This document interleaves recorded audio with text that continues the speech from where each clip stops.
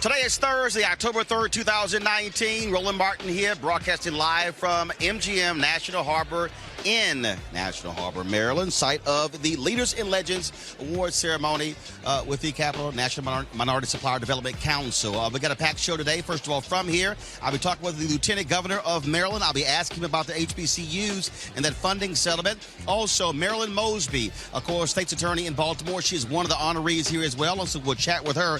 But on today's show, Donald Trump asked China to investigate the Bidens. This man does not care about the Constitution. We'll break that thing down. Also, lots of conversation about the judge yesterday who hugged Amber Guyger. Now we are hearing that she actually led Amber Guyger to Christ. Was that something that she should have done? I can't wait to talk about it with our panel.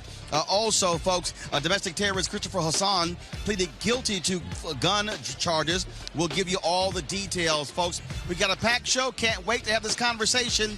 We're live here from MGM National. It's time to bring the funk on Roland Martin Unfiltered. Let's go. He's got it. Whatever the miss, he's on it. Whatever it is, he's got the scoop, the fact, the find. And when it breaks, he's right on time. And it's rolling. Best believe he's knowing. Putting it down from sports to news to politics. With entertainment just for kicks, he's rolling. It's on go, y'all. It's Roland Martin, yeah. Rolling with Roland now. He's funk, he's fresh, he's real, the best, you know he's Roland Martin now.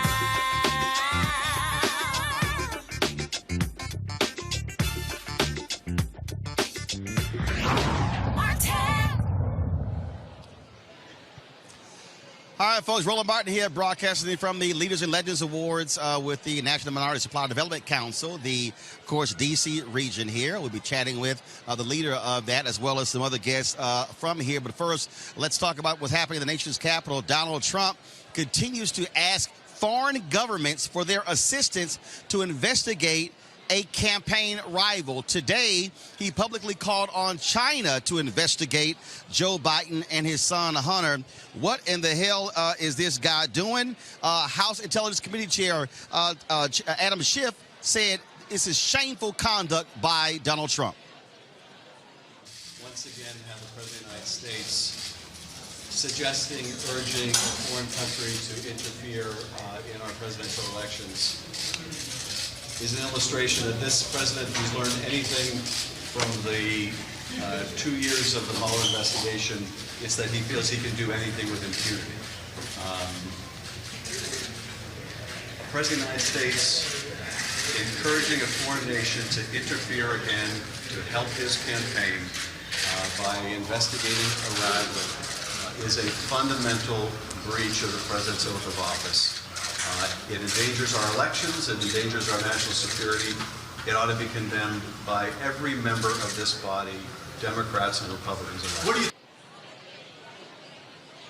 Keep in mind, this all started when Donald Trump had a phone call with the president of Ukraine, asked them for their assistance to also investigate Joe Biden. Let's talk about this with our panel there in D.C. Dr. Greg Carr, Chair, Department of Afro-American Studies, Howard University, R.C. Maxwell, Republican strategist, and also Mustafa Santiago Ali, former senior advisor for environmental justice at the EPA.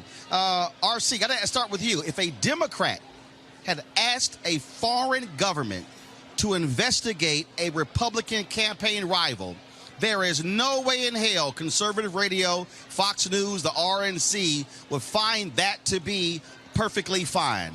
What is wrong with your guy Donald Trump in asking foreign governments to investigate political rivals? Shoulder shrug. I mean, I know that the goal here is for Democrats to sound the alarm and act like this isn't normal and everything's going to flames. However, Donald Trump has said since last year, hey, I really think Ukraine should take a look into the corruption that I've heard about, Biden. I really think China should take a look into XYZ. So he's been calling for this publicly for a long time. The Democrats are acting like this is an RC, important... where's... Let me finish. There is I'm almost no done. proof. I'm almost done. The Democrats are acting like impeachment now is a big issue because right before we were talking about this, we were talking about reparations and Epstein. So what you see is Democrats wanting to pivot away and weaponize outrage once again and act like impeachment is something that the Americans want to see.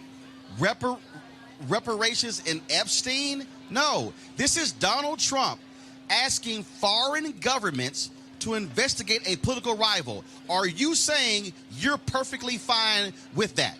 I'm perfectly fine. I want my president pressuring foreign governments to divulge information about corruption that they know, whether the corruption is a Democrat or a Republican. So yes. Do you not want your president pressuring foreign governments and asking for them to divulge information about corruption? Do you know our government? Oh, so that's very interesting. That's very corrupt? interesting, Greg Carr.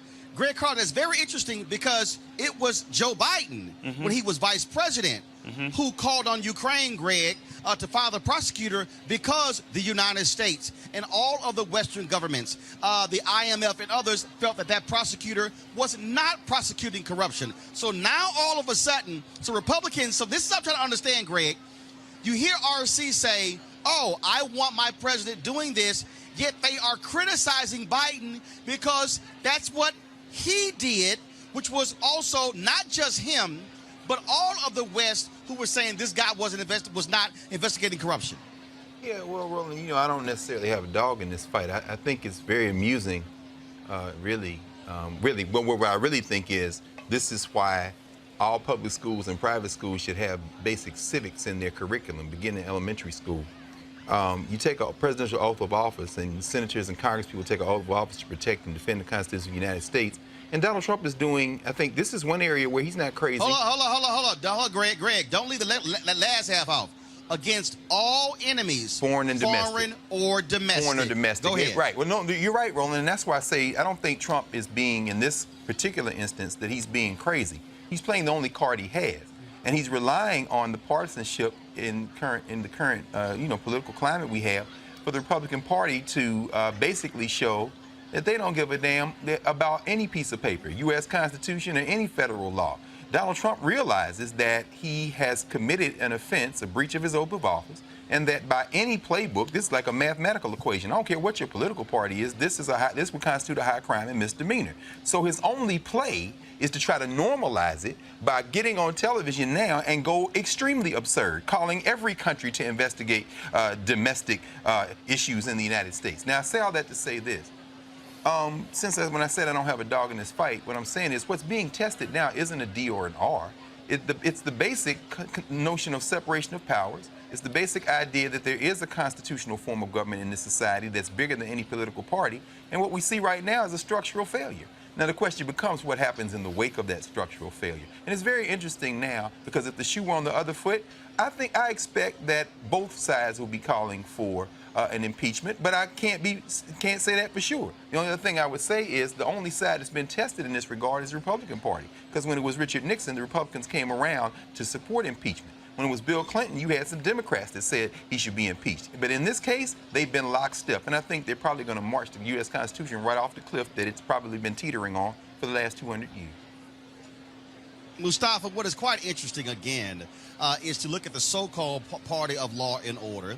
Say it's perfectly fine what Donald Trump is doing. And then what we had is they were hiding the actual full transcript. What was released wasn't the actual transcript. That was a partial understanding of the transcript. But to Greg's point, right, he wants to normalize this. He wants to say, oh, no, it's perfectly fine because this guy has no problem with foreign interference in a U.S. election to help him.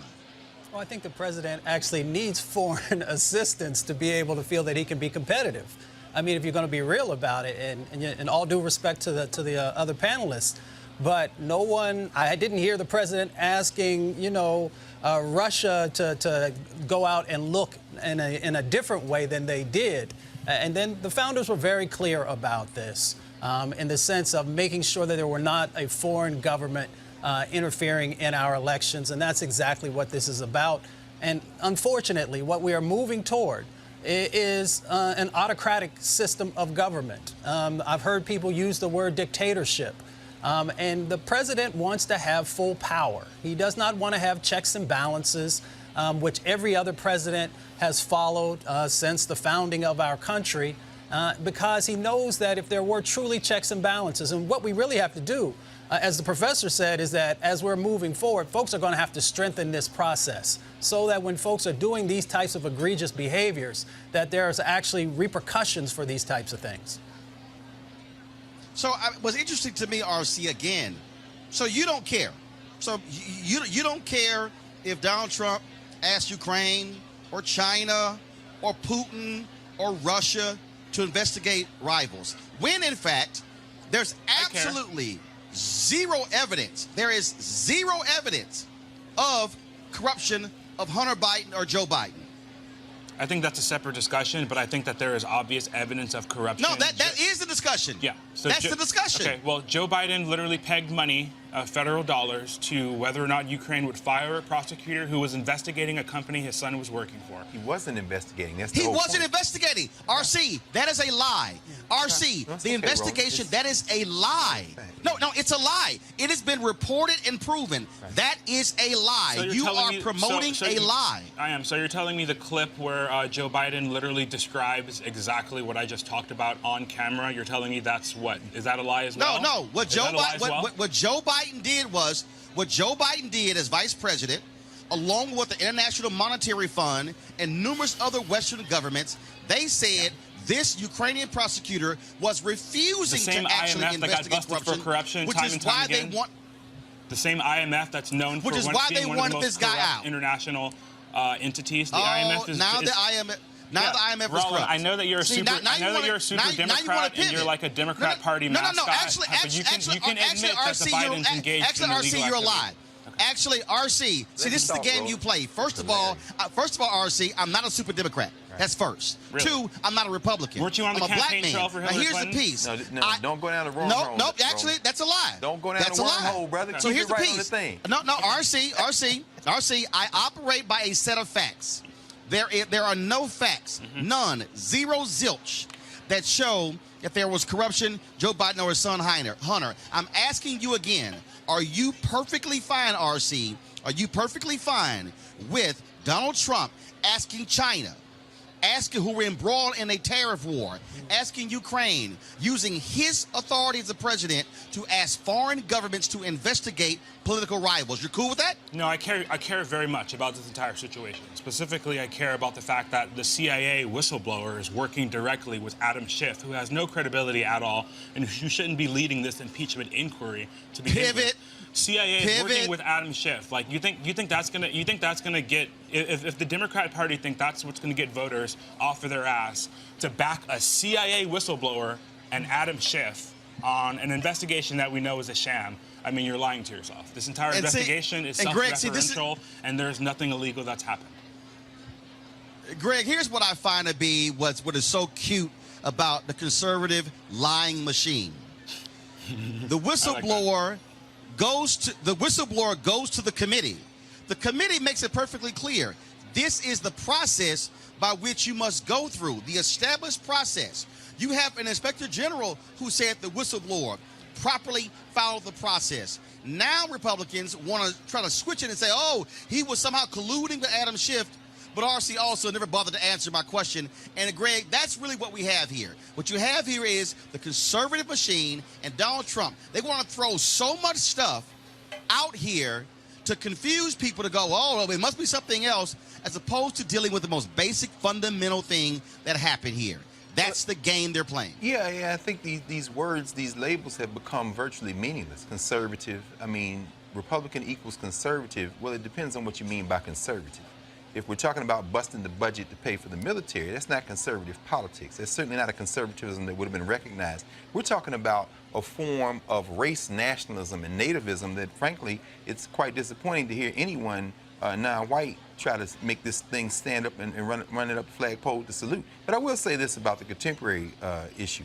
It's very clear that the Russians interfered in the previous American election. It's also very clear that Donald Trump, as he told the ambassadorial contingent that was in the White House, we, meaning the United States government, interfere with other people's elections. So this isn't anything new, but this is what I would do if I was Xi Jinping, who just celebrated the 70th anniversary of the Communist Party in China.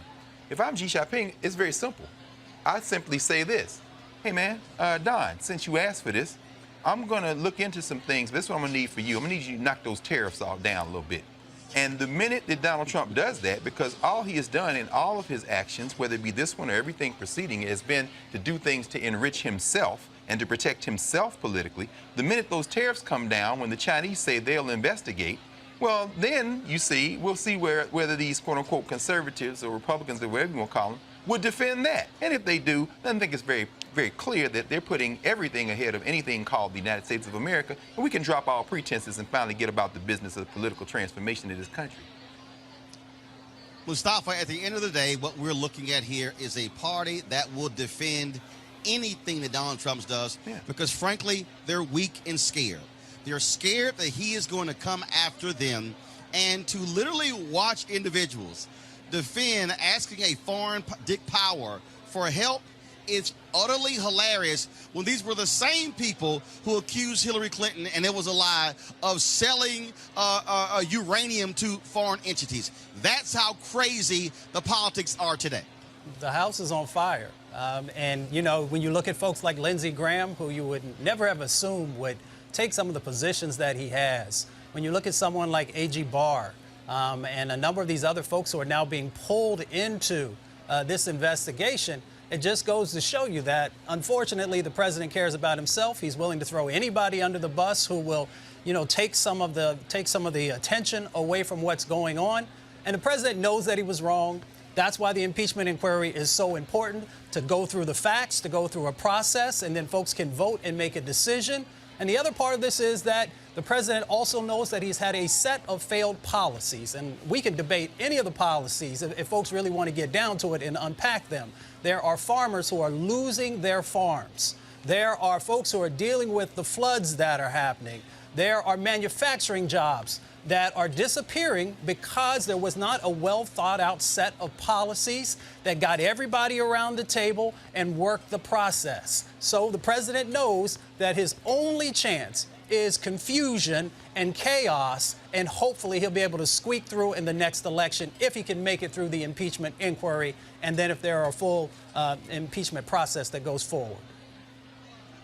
All right, folks, got to go to a break right now. We come back. I want to talk about a poll that came out earlier this week that shows that Donald Trump has 2% support among black folks, folks like RC. We'll also talk to Dr. Cordell Brooks, former president of the NAACP. Lots of conversation about this forgiveness given towards Amber Guyger. There was the judge who, of course, hugged her. Now we hear that she supposedly led him to Christ. Others say Botham Jean's brother should not have extended, should not have hugged her in the courtroom as well. We'll talk about all of that next. Roland Martin Unfiltered, broadcasting live from MGM National Harbor, site of the Leaders and Legends Awards Gala. Back in a moment. You want to check out Roland Martin Unfiltered? YouTube.com/Roland S. Martin. And subscribe to our YouTube channel. There's only one daily digital show out here that keeps it black and keep it real. It's Roland Martin Unfiltered. See that name right there? Roland Martin Unfiltered. Like, share, and subscribe to our YouTube channel. That's YouTube.com/Roland S. Martin. And don't forget to turn on your notifications so when we go live, you'll know it. All right, folks, you've heard me talk a lot about marijuanastock.org because I want to keep you informed of investment opportunities that make sense. And we've all watched the growth of the cannabis industry. A recent report by New Frontier Data estimates the global cannabis market at more than $340 billion. We know that marijuana legalization is sweeping the country state by state. We also know that marijuana has a good cousin, the hemp plant, with a much higher concentration of CBD. That means hemp gives you all the medical benefits of marijuana without getting you high. Until recently, hemp farming was practically illegal in the U.S. and heavily regulated by the DEA. However, the 2018 Farm Bill changed all of that, making it legal to grow hemp CBD in the U.S., creating one of the largest commodities worldwide. They need land to grow all the plants, and that's where our good friends at 420 Real Estate come in. Their business model is simple. They buy land that supports hemp CBD grow operations and lease it to licensed, high-paying tenants.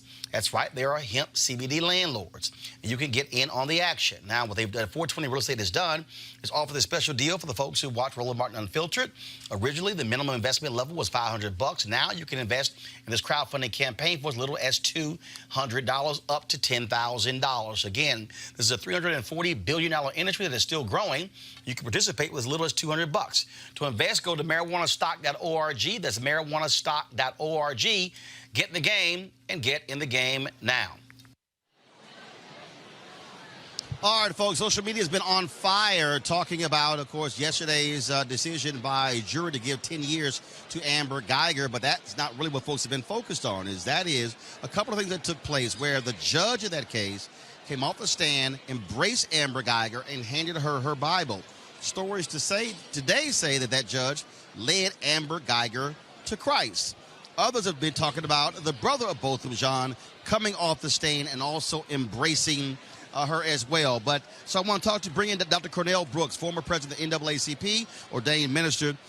He actually had a tweet about that. Let me go ahead and pull that tweet up, folks. I want to show that tweet where he talked about what we saw. And again, a lot of people have been focused on this and talking about what this means. And so I want you to pull the graphic up.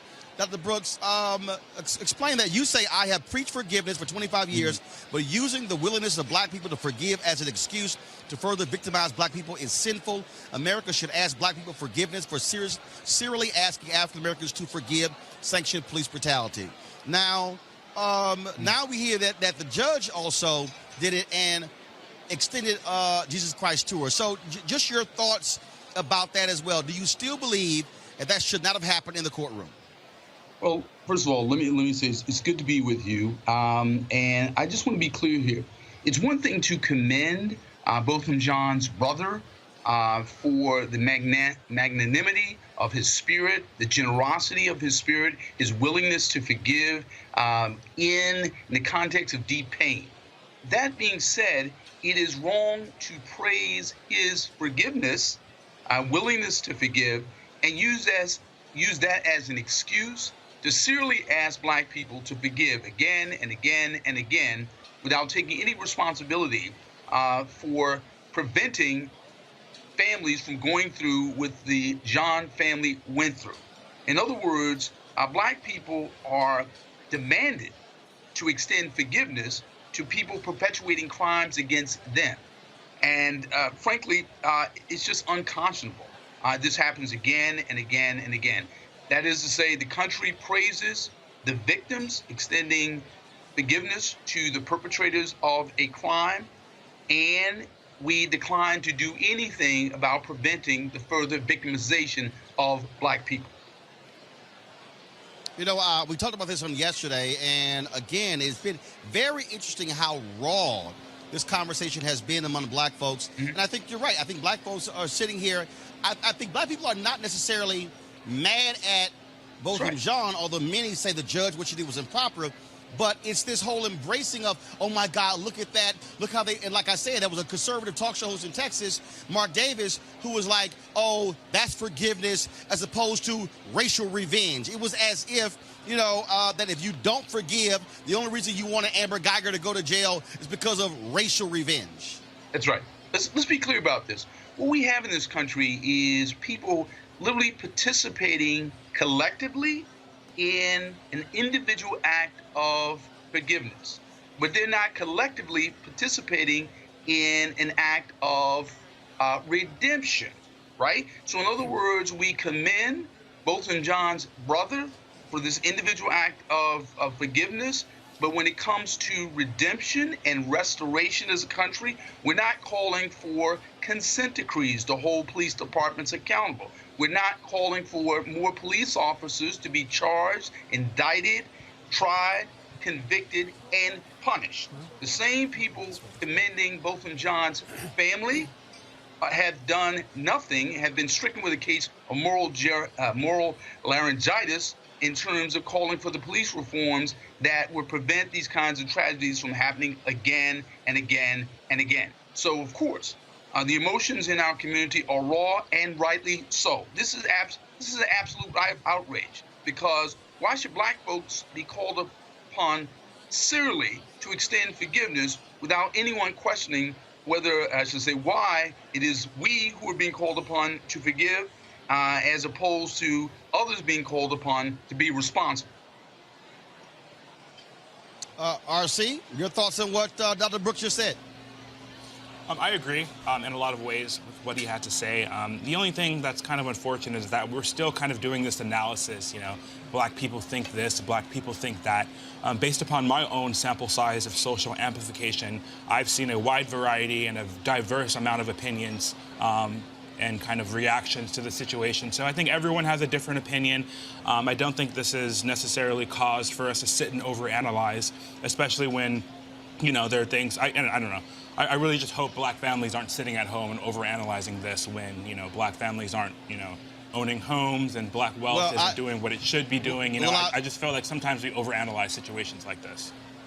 Well, actually, I think that I'll say this here. My social media platform is a hell of a lot bigger than yours. And so we look at, I got 2.5 million followers, and I can tell you there's been a whole host of reaction to this. Yeah. Folks have been talking about it. And Greg, black people can do multiple things at one time. We can analyze this and also care about home ownership.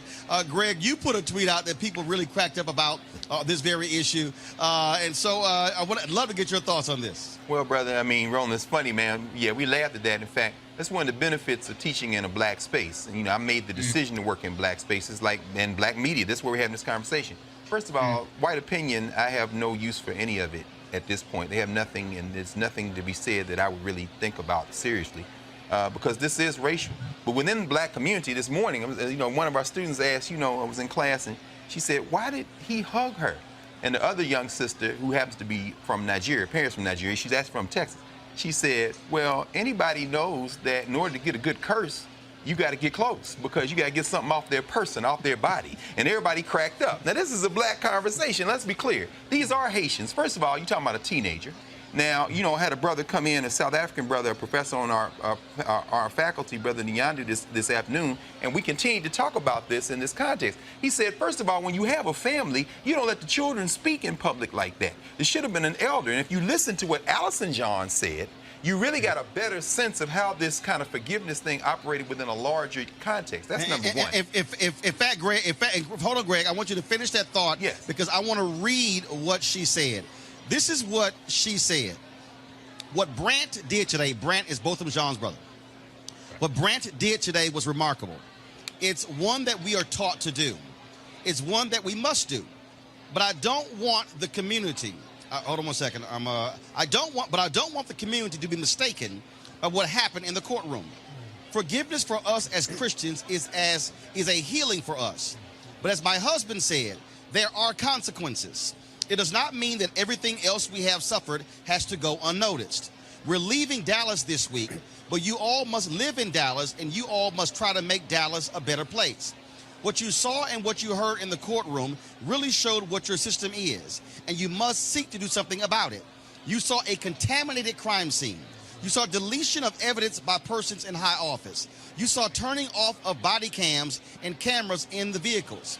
You saw investigations that were marred with corruption, and throughout the trial, what I kept saying to myself is, Botham was a child of God, and we know that he did not deserve what he got. The most hurtful part is for me that even after he was shot, he was left to die. That was Botham Jean's mother at a church last night in Dallas. Greg, go ahead. Yeah, I was going to say very quickly, what Brother Brooks said is very true. We're talking about forgiveness, but we're also talking about justice. And so that's why I said white opinion has no place in this conversation as far as I'm concerned. We have two things operating here. When you hear Sister Jean say, your system, I'm with her. Whether she was born in Haiti or not, I'm with her as an African. That's a very African thing to do. In other words, we're not going to hold on to this. What you saw in that hug as well was a transfer. This white woman killed a black man in cold blood. And guess what? She didn't get forgiven by that by that brother. The forgiveness can't come from him. That was an act of healing for himself and the family, and his mother interpreted that. But this white woman, she'll carry the burden of this, and now the thing has been transferred. That's why the young people are laughing in terms of a curse. A curse ain't no Hollywood thing. We're talking about a transfer of a moral, of an ethical, ultimately of a much larger principle of responsibility. The only other thing I would say is this. When we see Judge Kemp, Tammy Kemp, tell this young lady to, read John 3:16, and she's going to hug her. That is the other thing that's in play here, and I think that is, too, a black conversation. The effect of Christian slavery on Christianity. We're not talking about African Christianity. We're not talking about African black Christianity, the black church. We're talking about the slavery type of Christianity that can have whiteness never displaced as the center of attention. That judge, as far as I'm concerned, gestured toward a form of slavery Christianity that we've got to exercise from our being, because the Africans around the world who embrace Christianity on their own terms may look at the American Negro and say, no, this ain't what we talking about. Mustafa, your thoughts? My thought on it is, has the judge ever come down before and hugged any of the other folks who have been convicted of murder or of another serious crime? For me, I feel that the judge, if she felt it was necessary to help to lead this lady to Christ, she should have went to the jail and done that after the trial was over, and then she could have, lived out and done her missionary work. I'd be completely fine with that. The other part of this conversation that we need to also recognize is the fact that there still is not fairness in the justice system. There's not fairness in the sentencing system. We've had conversations on this show about folks getting significant time for being accused of voter fraud, people having these charges from marijuana being much more significant than 10 years. So, and the last point is that you have 3 African-American men who are on this stage right here today. And if any of us had murdered someone in their apartment and then didn't even try and help them through CPR, and then for just a little while covered it up, waiting on some other help to come, we all know that we would not have gotten 10 years, and we would have been lucky if we would have made it out of the apartment if the police came, and what may have happened on the way through the transport system, and of course we know what would have happened, unfortunately, in the courtroom. Cornell, I got to ask you this here. As somebody who has been a longtime decision counselor at my church, Church Without Walls in Houston, Reverend Ralph Douglas West, I can tell you, when I heard the story that the judge led Amber Guyger to Christ, I mean, I can let you know that process takes a little bit longer than whispering a few things in their ear. And again, I'm just being very serious. And so where you literally have to ask that person a series of questions. Do you accept Jesus Christ? And then you take them through multiple scriptures. And so when I heard that that's what she did, I was kind of like, I don't know about, I mean, as a Christian, I understand leading folks to Christ. That process take a little bit longer than just saying a few words and handing them, say, read one scripture and here's a Bible. Your final thoughts? Listen, I don't believe in nanosecond Twitter moment conversions. Conversions are a matter of seeking forgiveness and engaging in redemption. And that means making a commitment to turn one's life around. And so making a decision like that in a courtroom at the hands of a judge, I won't second guess it, I won't judge it, but I'm simply saying that conversion goes way beyond a courtroom moment of stress and anxiety at the point at which you're about to go away for 10 years as opposed to for life in terms of murder.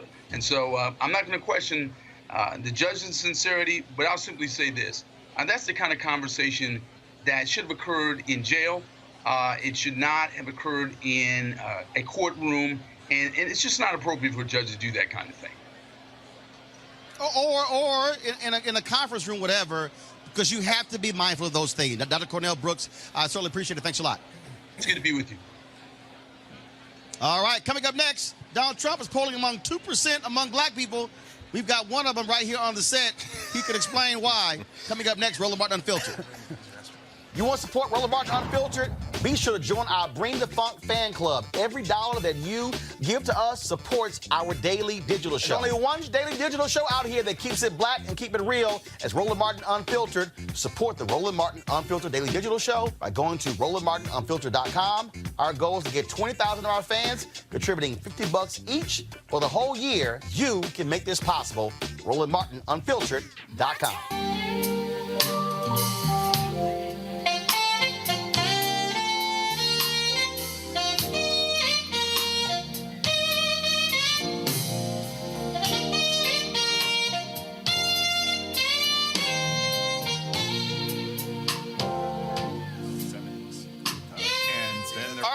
That's my homeboy there, Gerald Albright, one of the folks performing at the Luxe Jazz Experience in Cabo, November 7th through 11th. I'm going to be there as well. Weekend-long event held at the Omnia Day Club in Los Cabos, nestled on the Sea of Cortez in Los Cabos, Mexico. Folks, it's going to be an amazing time over those 4 days. We're going to have lots of great food and drink and golf and spa, health and wellness, you name it. The second annual Luxe Jazz Experience. Of course, some great people, entertainers are going to be there. Comedian Mark Curry, Gerald Albright, Alex Bouillon, Raul Madan, Incognito, Pieces of a Dream, Kirk Whalum, Average White Band, Donnie McClurkin, Shalea, Roy Ayers, Tom Brown, Ronnie Laws, and Ernest Quarles. I'll be broadcasting Roland Martin Unfiltered for that Thursday and Friday there as well. And so we want you to be in the house. It's going to be a great time. Go to LifeLuxeJazz.com, LifeLuxeJazz.com for more information. Packages are going fast. You also want to book it soon so your airline tickets are not crazy high. So go to LifeLuxeJazz.com.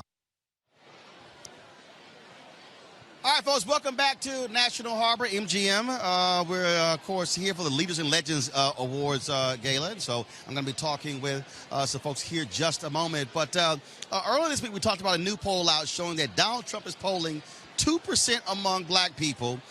Remember, he thanked black folks for not voting in the last election. And so what does it mean? Can he actually get even higher than that? It was interesting seeing that poll, seeing those poll numbers. He's always touting black unemployment, always saying how much he's done for the blacks. But the question is, will black folks say yes to Donald Trump? RC, you and Candace Owens and a few of the black folks, y'all are having a black summit this week. MAGA supporters for backing Trump. Do you actually think Donald Trump has a shot at getting black votes? I'll start out by saying that I'm very dismissive of this poll and how credible or legitimate it is. You saw from 2016 and even from 2018 that polling continues to be not a legitimate way to kind of analyze elections. Now, beyond that, I do think that the RNC needs to do a better job reaching out to the black community, because I think they have a message that should resonate in their community, which is, look, you guys want school choice. I'm sure you're not supporting these full-term abortions, and also the economy is doing well. And I think that's a message that will resonate with black families if they can get their butts to those neighborhoods to do black outreach. But you're talking about the RNC, Greg, we hear RC talk about the RNC and black outreach. It ain't like Donald Trump has actually done black outreach. And again, you can talk about the unemployment rate. I got you. But we also know when that actually started to come down. What we also know is that, in fact, I'm here at the Capital Region of the National Minority Supplier Development Council, Greg. And in the last 2.5 years, Donald Trump has been trying to eliminate the National Minority Supplier Development Council from his budget. Of course. Well, I mean, let's be fair to the President of the United States. He's an equal opportunity shifter and stiffer. I mean, as a businessman, he doesn't pay anybody. But that having been said, here's several things that we should just set aside and get rid of at the beginning. Number one is, we're not going to debate whether Donald Trump is a racist or not. All we have to do is, as they would say in the old commercial, roll that beautiful bean footage of all the things he said. So we can set that aside. When we look at him in terms of his policies, you're absolutely right. He doesn't just support minority business. He doesn't support business, period. This trade war with China, this foolishness with Wilbur Ross at the Department of Commerce, the way he's crushing. We heard Mustafa walk through what he's doing to the farmers. So we can kind of set that aside. But let's look very specifically, finally, at race and when it comes to black and brown people and policy. When Donald Trump has been running around these last few days, coming unglued and finally getting his strategy of throwing everything against the wall to see what it will stick with this whole notion of foreign interference, one of the things he said day before yesterday was, look at them, they're attacking us because look at our judges. Pause. You've been making this point over and over again.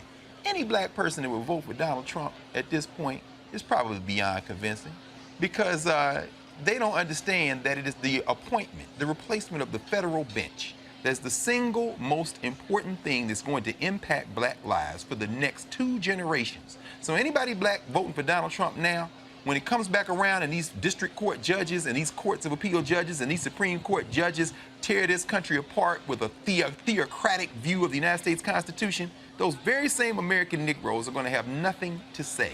You can put that down in black letter, brother. Nothing to say.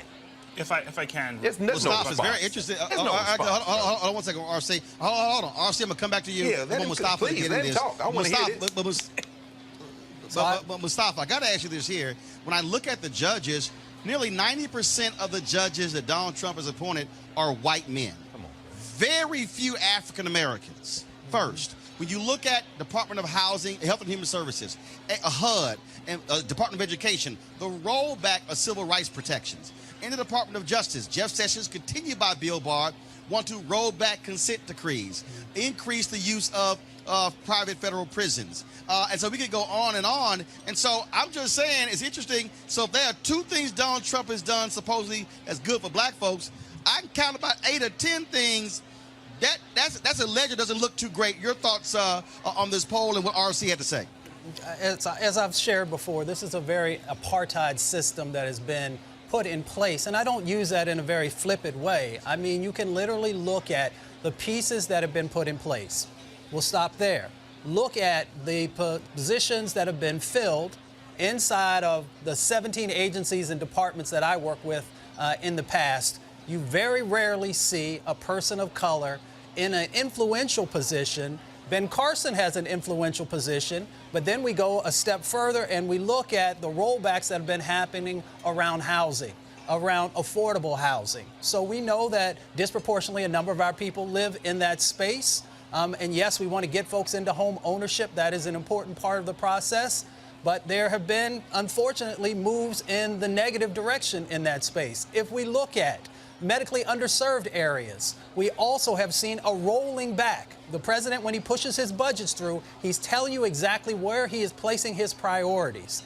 In civil rights, in the Department of Justice, a number of the programs that were there in the past to help people to not get caught up in the system, to help them to be able to move forward, unfortunately, have, fallen to the wayside. So I don't have to get into, some of the things that the president says, although they are egregious. Let's look at a person's works. Let's look at the policies that they're putting forward. Let's look at the budgets that you're putting forward and see if these folks are actually a priority.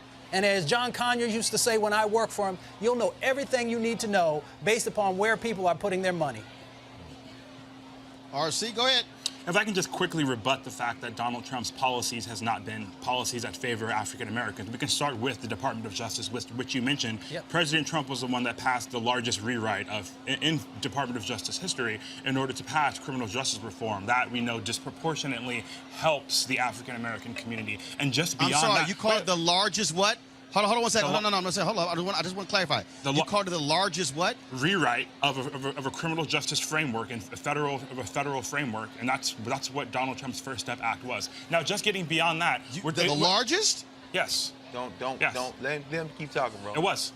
Okay, go ahead. You find a larger single substantial shift in federal criminal justice policy. You won't find one bigger than the First Step Act. Okay, go ahead. What about them judges, bro? Going beyond that, about them judges, we're talking about housing programs like affordable housing. These are some of the worst housing that you can offer to a person. You might as well make someone homeless at this point. So what Donald Trump is doing is he's transitioning. Whoa, hell no. Let me continue. He's transitioning There's a difference between being homeless and a public housing. Are you crazy? He's put billions of dollars into federal opportunity zones. So he's trying to come up with a dynamic framework to increase the quality of life of the individuals who are living in quote-unquote low-income areas. So you may say, so I know we think different ways. My thinking is any program that was a developmental program to help the black community that's existed for the past 10 years, I say cut it, because I say that's a program that has failed us, literally failed us. So I say cut all these terrible programs, go ahead, implement something innovative, and that's what Donald Trump's doing. And that's the message that resonates. I don't have any problem with what you're saying, RC. There's a brand new book out on Clarence Thomas. It's a white law professor who is reading Clarence Thomas as a black nationalist. And that's something that black legal scholars have been saying for 20 years. Not a black nationalist in the sense that we think about black nationalism traditionally. This very rugged individualism, pro-Second Amendment, to the point where Clarence Thomas would argue in his opinions in many ways that the Second Amendment was the biggest gift that the Civil War amendments allowed black people to have. And so I get that. So I don't have really much a problem with that. My challenge is with the fact that these doctrinaire black conservatives don't seem to have enough of a command of American history to understand that nothing in this country's history is theoretical. In other words, what we're dealing with is a white nativist nationalist who doesn't even enact the policies that we just heard RC talking about. So if you're saying withdraw the subsidies from everyone, we can disagree or agree on that, but here's what Trump is not doing. Here's what Republicans are not doing. They are not withdrawing the subsidies for everyone. The subsidies for billionaires and the tax cut is enough evidence. But we can set all that aside for a second. Like Mustafa said, you can go through it, and you said you can go through chapter and verse all these policies. I got one question for RC and Candace Owens and anybody else. Defend the judges, brother. Defend the judges? Yeah, defend these judicial selections, including the stolen Supreme Court seat that Neil Gorsuch has, including the appointment of Brett Kavanaugh, who has credible sexual assault.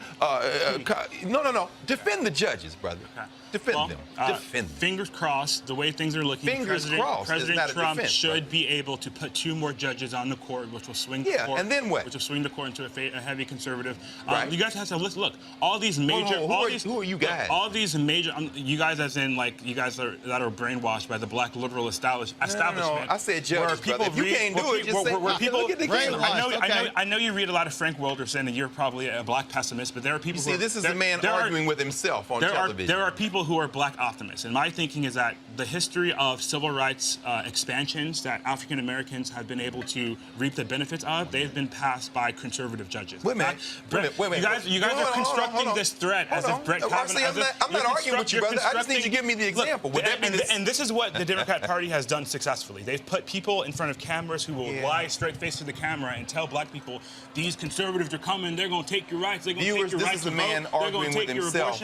He hasn't given one example.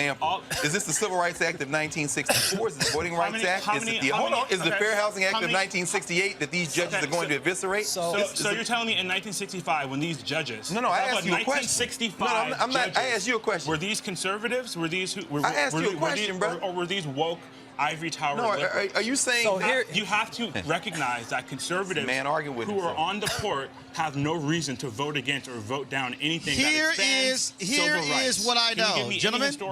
Here's what I know. He's a man arguing with himself. Here is what I know. This is what I know. Very simple. Numerous Republican judges appointed by Trump would not even affirm before the Senate committee that Brown versus Board of Education was appropriately decided. Exactly. That's what we know, RC. Defend the you judges. can deny it, but we have it on record. It's not true. RC, here's the deal. They did not. I'm just going to give you some advice, RC. RC, they would not answer the question. The term, it was not they would not answer here. They would not answer the question. It was specifically asked. Oh, now here is the fundamental deal. With a JD Okay, all right, y'all.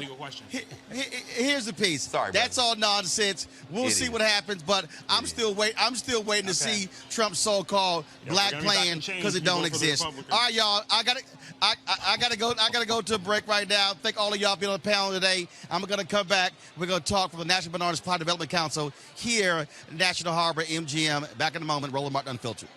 You want to support Roland Martin Unfiltered? Be sure to join our Bring the Funk fan club. Every dollar that you give to us supports our daily digital show. There's only one daily digital show out here that keeps it black and keep it real as Roland Martin Unfiltered. Support the Roland Martin Unfiltered daily digital show by going to RolandMartinUnfiltered.com. Our goal is to get 20,000 of our fans contributing $50 each for the whole year. You can make this possible. RolandMartinUnfiltered.com. All right, folks, we are here at MGM Grand National Harbor at the gala here, of course, Leaders and Legends, National Minority Supplier Development Council, the Capital Region. And so we are here for this awards. The number of people who are being honored: Lieutenant Governor Boyd Rutherford of Maryland, also Marilyn Mosby, the state's attorney. She's one of the honorees as well. And so in a moment, we'll be talking with both of them. Right now, though, I want to chat with a woman who leads the NMSDC here. How you doing? Okay, how are you? I'm doing great. Let everybody know who you are. Well, I'll tell them. Just in case, I'm Sharon Pender, President and CEO of the Capital Region Minority Supply Development Council. All right, so folks who don't know, what does the National Minority Supply Development Council do? Okay, for the last 47 years, it's been the premier organization in the country that certifies minority businesses for the supply chain of corporate members in this country. And so when we talk about that, I mean, what does that impact on African Americans? Well, let's talk about why it was even created. Created on the heels of the civil unrest of the 60s, and the thought there was to make the private sector accountable for its minority spend. Because you hear about government contracts, and some of that is done by regulations, et cetera, but it was a way of being able to penetrate corporate spend. And so what we're looking at now is that y'all have been, frankly, fighting for your survival, though. Especially with this administration, folks trying to cut out of the budget. Yeah, particularly our council also has 2 MBDA centers. We have the only federally funded federal procurement center in the country. We also have the MBDA Center for Washington, D.C. And those funds were threatened. And we spend a lot of time on the Hill in terms of making the case for that. And one of the things that people don't realize is that when we talk about being able to access these federal contracts, African Americans have been shut out for a long time in corporate America. And so when you look at black businesses, they have been able to, frankly, grow and thrive largely being able to access federal, state, county, and city contracts. Absolutely. And quite frankly, if you look at the programs, it was built on the backs of blacks. And unfortunately, I'm talking 47 years later, the issues are still the same, the problems are still the same, but now the pie is divided and double divided for other ethnic minorities. And so, moving forward, I mean, what should our audience, what should they be talking about, what should they be focusing on, what help do you need from them when it comes to this particular issue, and trying to make sure that Supply Development Council is still around? And unfortunately, we're still having the conversation, and that's why it's still viable. But I think the difference is going to be the fact that the numbers are now switched. When we look across America and we look at the changing and the minority population becoming the majority, and you look at particularly African American women are the fastest growing segment in terms of entrepreneurship, right? Then you're going to have to do something about the numbers. And so often people don't pay attention until it impacts them. And so if it has that economic impact, because our businesses have to survive in order to be contributing to our economy, then we have to pay attention to begin to support those businesses now for the future. All right, then. How can folks reach out to you if they, let's say, so first of all, are businesses a part of the council? Do they become members? How do they get involved? The council, all across the country, I'm one of 23 across the country. We are individual 501c3s, and so the members are our corporate members. But in this market, we have federal, state, and local government as well. And suppliers, which are minority businesses, are a part of it in terms of from that perspective, but it's primarily made up of those corporations. All right. Well, actually, I'm going to be in Atlanta in a couple of weeks doing an event there. I heard you were. I saw that. Yep, and so that's our national conference, and so we're looking forward to that as well. All right. Well, we certainly appreciate it. And, of course, you have the Leaders and Legends Gala here. And, of course, there are a number of honorees here. Mm-hmm. And so why is it important to also represent them, showcase them to this audience? We have the top 100 Minority Business Awards, the only one of its kind in this region, I can tell you. And the reason we do it is that when I started it 12 years ago, people would say to me, well, where are these businesses you're talking about that you advocate? We have such pride around the accomplishments of our businesses. And so they are no longer, you can no longer relegate them to mom and pop. We have very successful businesses with revenues ranging from less than $1 million to over $50 million. And so we celebrate them tonight. All right. Well, look, we're looking forward to it. Glad to be here. I will appreciate it. I know I'm about to chat with, I think, Marilyn Mosby next, or the Lieutenant Governor. And so about to get this show started in a few minutes. We look forward to seeing you in the theater. All right. Thanks so much. Thank you. I appreciate it. Again, folks, Roland Martin here. We're at MGM National, where this is taking place. And so we're certainly glad to be here. And so in a moment, we're going to be chatting with, again, a couple of more guests on the honorees here at the Leaders and Legends Gala. I'm going to be presenting the award to Marilyn Mosby, so we're looking forward to that. And you heard me make this point. And again, you heard when RC was on. Donald Trump has been trying to cut the budget of this organization. When you talk about how we grow black business, see that's what's amazing. See, on one hand, you can't be out there touting and talking about all of these numbers and talking about how black unemployment has gone down if you're not also touting black folks owning businesses. RC also talked about, the billions Trump has poured into opportunity zones.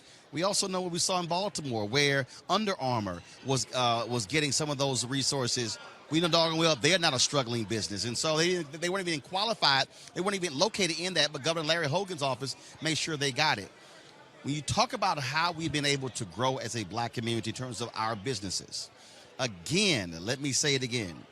On the federal level, it is because we've been able to utilize more fairness on the federal level when it comes to accessing these contracts, when it comes to being able to grow our businesses. There are individuals in this room who've been able to grow their businesses doing 20 and 30, 50, $100 million when you talk about the size of those businesses. That means employing African Americans as well. And so we cannot act as if this is not a big deal. It is a big deal. It is extremely important because we have to make sure that corporate America is doing right by us when it comes to our dollars. There are folks out there who want us to spend our dollars with them, but do they want to reciprocate to ensure that black businesses are being able to get those contracts? That's why we must continue to do what we do. That's why we must continue to press this issue and not allow Donald Trump and his administration to slash the budget. In fact, we should be increasing the budget here. But let me also say this when we talk about where we are. I keep telling you about 2043 and where we're going in this country when it comes to this nation becoming a nation majority of people of color. What we do not want to see is a nation like South Africa where white folks are 9% of the population yet can own 72% of the land, that control the mines, that control the resources, that control the dollars. That is the issue.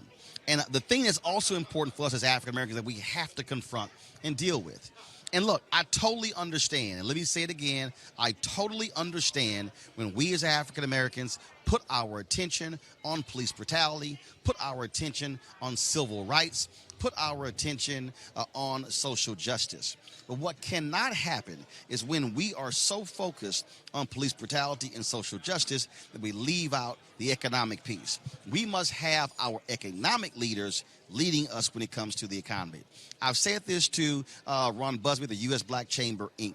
I said it to other business leaders, other chambers of commerce across this country, that we cannot be in a situation where we're having an economic conversation and we have civil rights leaders leading the economic conversation. No, the people who should be leading the economic conversation in Black America are black people who own businesses, black people who actually have P&L's responsibility. That's who must be doing that.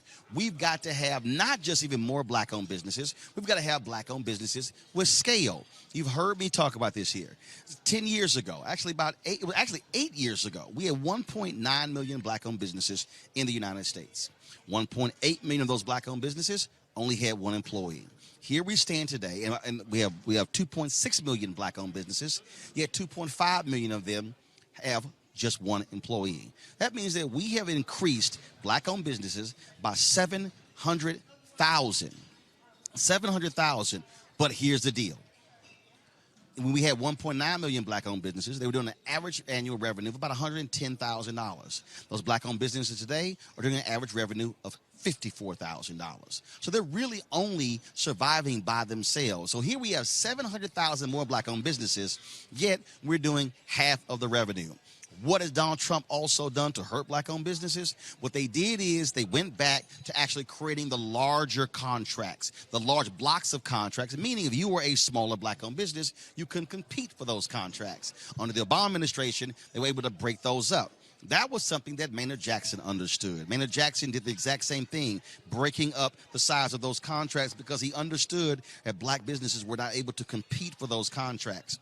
We will not be able to move forward in the future of this country if we are continually locked out of the economic success of this country. That's why we've got to ensure to put pressure on our political leaders, to support members of the Congressional Black Caucus who stand with the National Minority Supplier Development Council to make sure that we are at the table and we're getting our fair share. It's one thing to yell, we need access. It's another thing to actually be able to get it.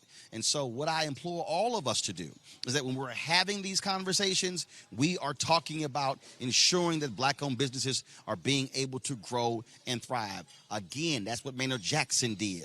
That's what Coleman Young did in Detroit. That's what Marion Barry did in Washington, D.C. Yes, times were different. Yes, you had the initial area of affirmative action, but the only way we're going to be able to grow and prosper is if we ensure that we are growing our businesses.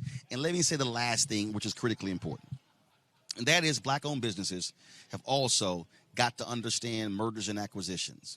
We cannot be living in our silos, so focused on just having our own individual companies that we don't understand how we must also partner together and work together and collaborate to be able to grow and thrive. I've said this in media. There are too many black-owned businesses in media that are operating in their own sort of scale out there, who are not out there working with others. We can't live in silos. We must be able to collaborate to grow and build. Folks, it is one thing to say we need more black-owned businesses. What we really need is black-owned businesses with scale. What is the point of continuing to having black-owned businesses doing $54,000 and $55,000 and $60,000 a year when they can't hire anybody? No, what we need are black-owned businesses that are doing $5 million and $7 million and $10 million and $50 million and $100 million and $250 million and $500,000 and $1 billion. That's what we actually need. Some people, and I'm just going to end this way because I need you to understand this here. There were people who told me, why, man, when TV One canceled my show, man, you should go to MSNBC. You should go to CNN. Let me help y'all out. I told y'all that there are 2.6 million black-owned businesses in America, and 2.5 million of them only have one employee. I have 12 employees. Let me repeat that. 12 employees. I told you that the average black-owned business right now does $54,000 in revenue. Last year, we did $700,000 in revenue.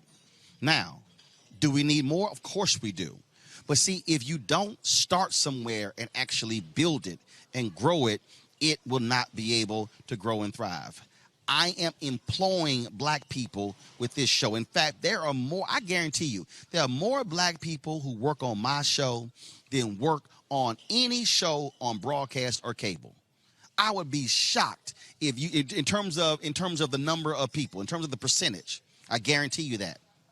What does that mean? Because when you create small businesses, 65% of America's small businesses are small business.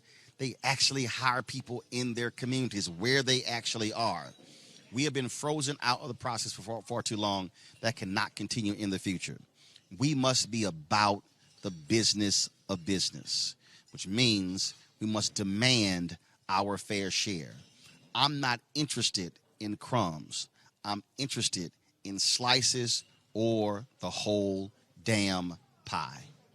Folks, we appreciate all of you watching. Unfortunately, two of our guests have not arrived yet, but we got to go ahead and shut this thing down. Let me also thank Conscious Thought for contributing to the show today. Don't forget, folks, all of you are watching on YouTube. Right now, it's nearly 2,000 of you. You can contribute to Roland Martin Unfiltered by giving right there on YouTube, or you can actually go to RolandMartinUnfiltered.com. Join our Bring the Funk fan club, and that is every dollar you give goes to support this show.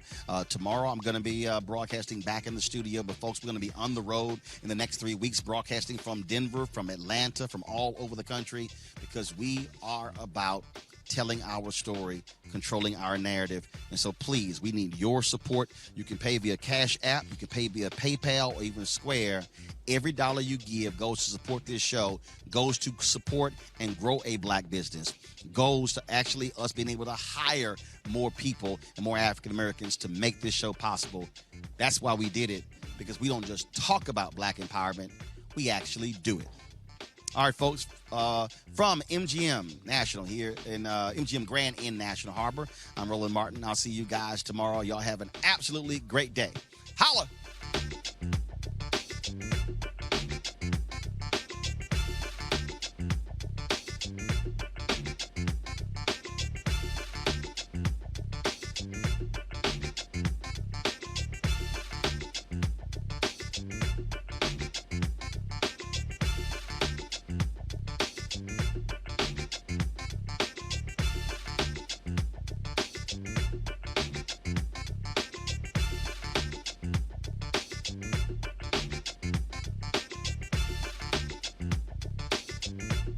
You want to check out Roland Martin Unfiltered?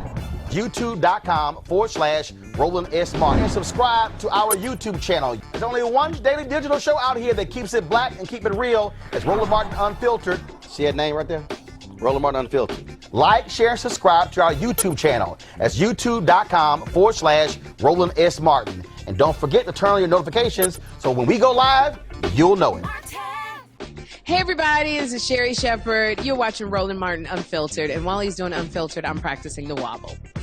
Yes, I am. Because Roland Martin's the one, he will do it backwards, he will do it on the side. He messes everybody up when he gets into the wobble, because he doesn't know how to do it, so he does it backwards. And it just messes me up every single time. So I'm working on it. I got it. You got Roland Martin. Hi, my name is LaToya Luckett, and you're watching Roland Martin Unfiltered. What's going on, everybody? It's your boy Mac Wiles, and you are watching Roland Martin Unfiltered. What's up, y'all? It's Ryan Destiny, and you're watching Roland Martin Unfiltered. What up, Lana Well, and you are watching Roland Martin Unfiltered.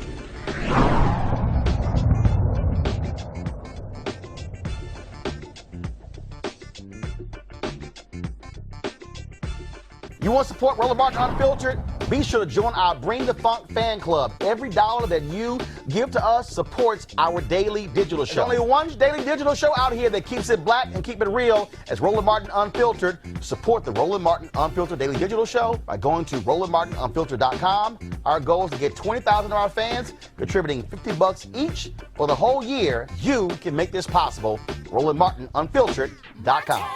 Hey fam, want to check out Roland Martin Unfiltered? The blackest show on all of digital, cable, and broadcast. Check out our audio podcast. There's only one daily digital show out here that keeps it black and keep it real. It's Roland Martin Unfiltered. Press play.